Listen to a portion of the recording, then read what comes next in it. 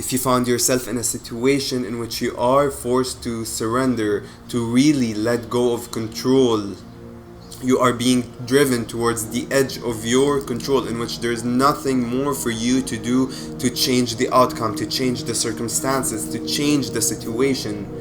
You are at your wits' end. Then you should be happy, because then it means that your answer is in really surrendering, is in really letting go of control, and in doing that you unlock much of your locked potential. You unlock much of your really blissful life, because letting go of control, because real surrender is probably one of the hardest things on the ego, and it causes ego death.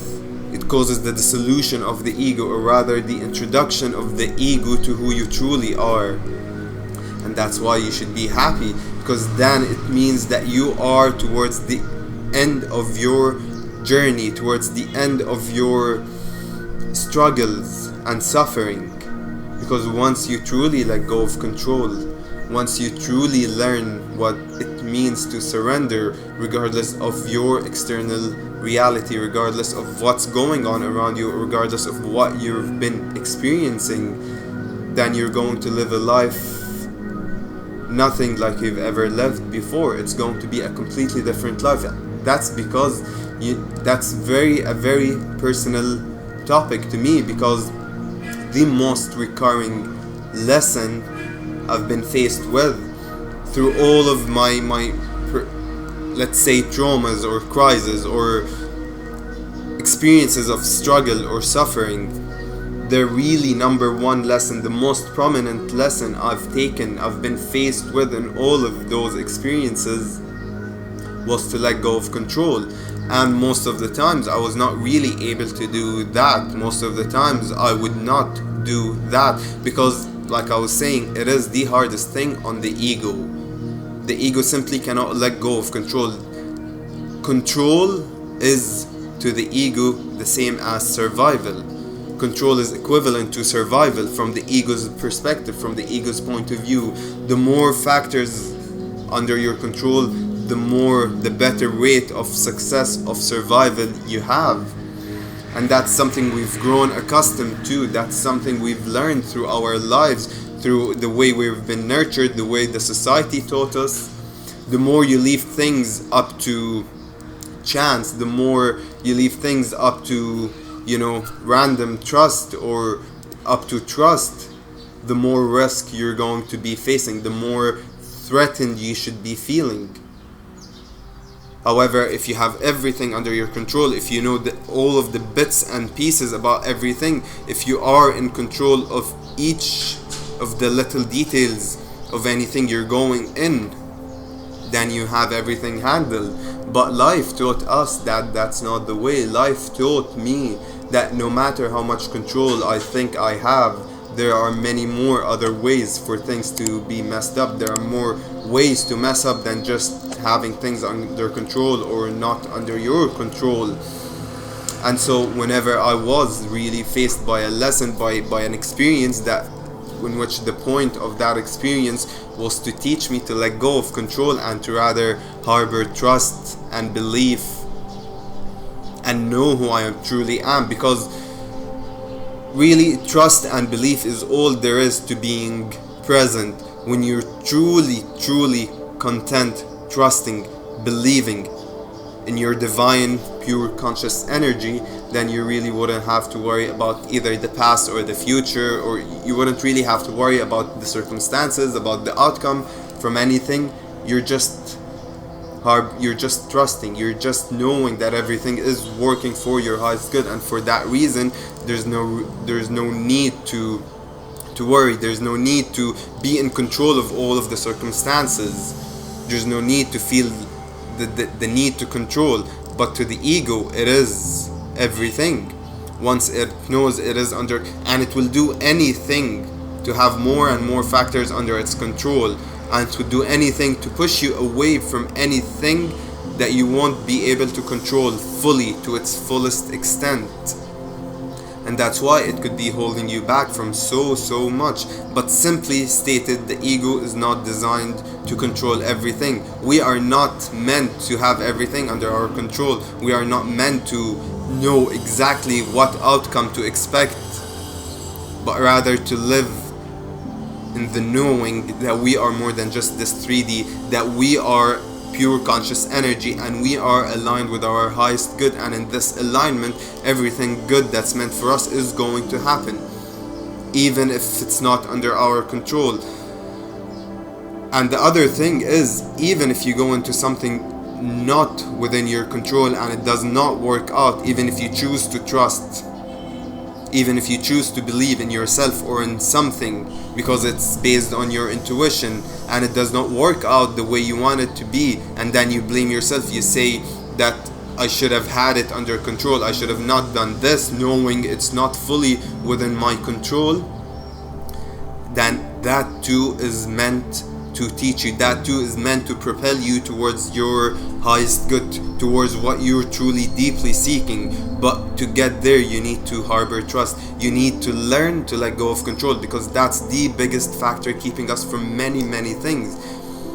And I'm saying this from personal experience. Like I said, this is very personal to me, because every time, the majority of time, I would not let go of control. The majority of time I could not let go of control. This is simply my biggest defense mechanism. This is simply, and especially if you're coming from an overprotective family, or from a family you've been nurtured or raised in an environment in which you were not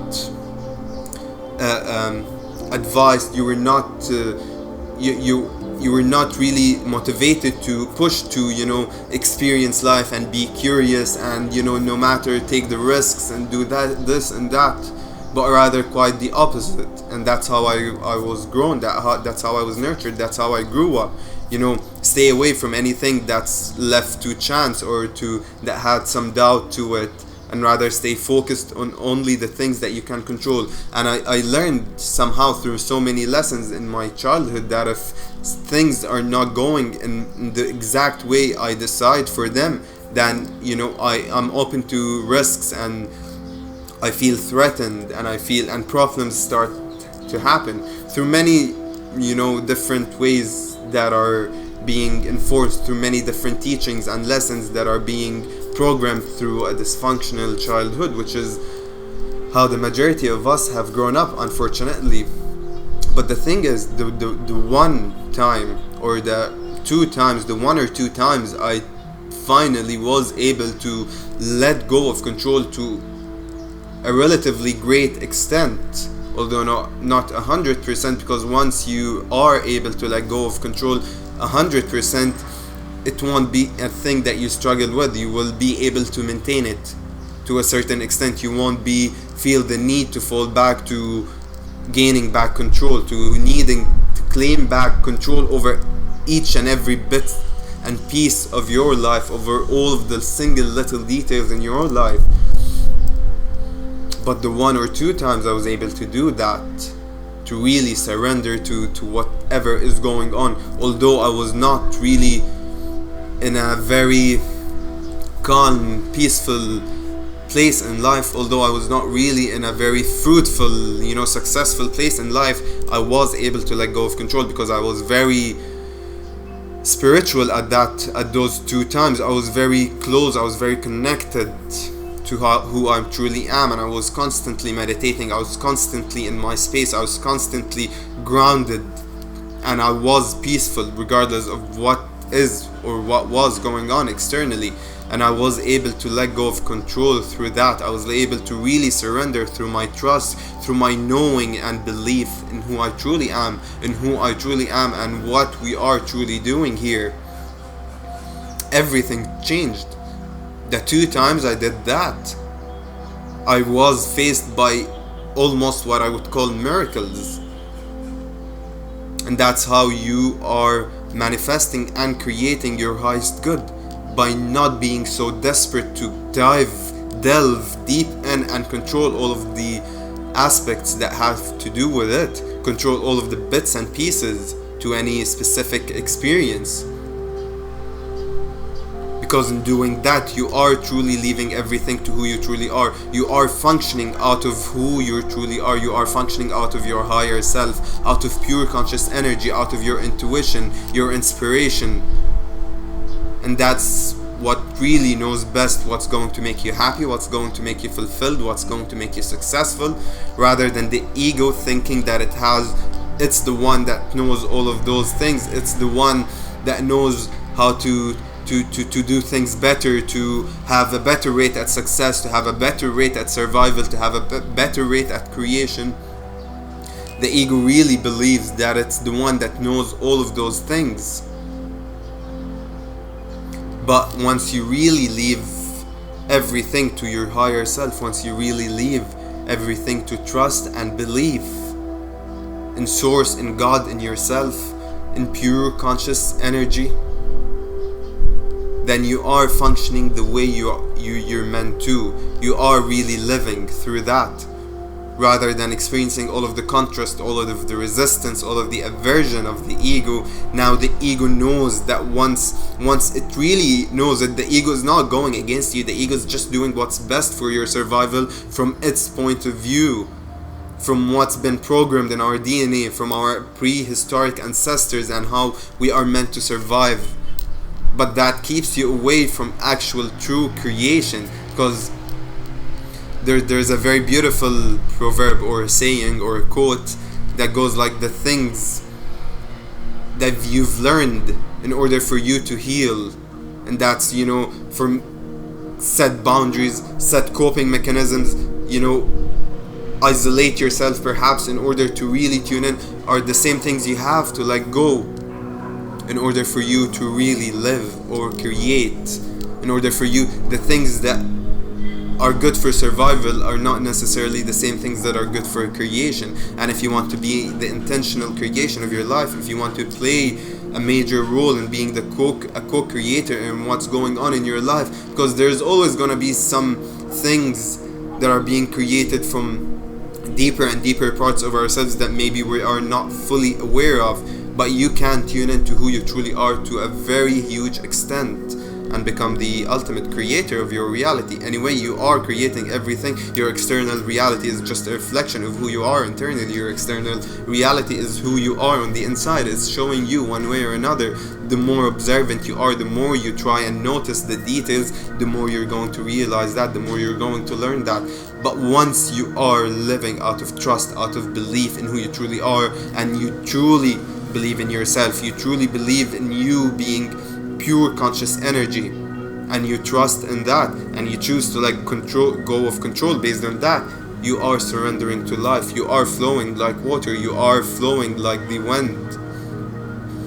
And that's when all of the great things start happening in your life, because now you are creating from energy rather from matter, trying to create energy, pushing through and shedding sweat and tears and blood in order for you to create something that's energetic and that's meant to be created through energy. Everything starts and ends with energy. Now you are truly creating it out of the place, out of your creation center. You're tuning in to who you truly are. You're tuning into your higher self. You're tuning into the infinite source of energy, conscious source of energy, and you're creating from that. You're aligning yourself with that, and you create from that. You're aligning yourself with your highest good by just trusting and being present in the moment and not worrying. Your life is meant to flow as easily as possible. All of the knots, the nets, and the resistance, the aversions are what causes the struggles and the hiccups and the humps on your path. But we are meant to experience those because that's what we are intertwined with in our soul. That's what we struggle with, even from a soul level. And that's why our higher self chose this specific life for us to lead. That's why everything is meant for your highest good. But once you truly let go then of control and you surrender to who you truly are, in other words, to your highest good, you are surrendering by nature to your highest good. Once you surrender to life, you are surrendering to your highest good, and everything is meant to go in your highest good. Your happiness, your success, your loving partner, your loving relationship, your abundance, it's all in letting go of control, and in truly letting go of control, that's when you tune into your creation center. That's when you tune into your higher self and you start living through that. That's when you break through all of the nets and the knots and the resistances and the aversions of the ego. But it's the hardest thing on the ego to do, and that's why in its doing, in its real doing, the ego dissolutes. The ego knows who you truly are. It sees it for itself and it learns to love it as well. And that's why, rather than calling it ego death, I like to call it introducing. I like to look at it as introducing the ego to our higher self, because the ego is a fundamental part of us. It's a fundamental part of the self. And once you introduce the ego to who you truly are, it is all one aspect to us. But for linguistic simplicity, for linguistic purposes, it's easier to look at it this way. It's easier to explain it this way, as the ego and your higher self, as the ego and your pure conscious energy, as you as the physical aspect and you as pure conscious energy.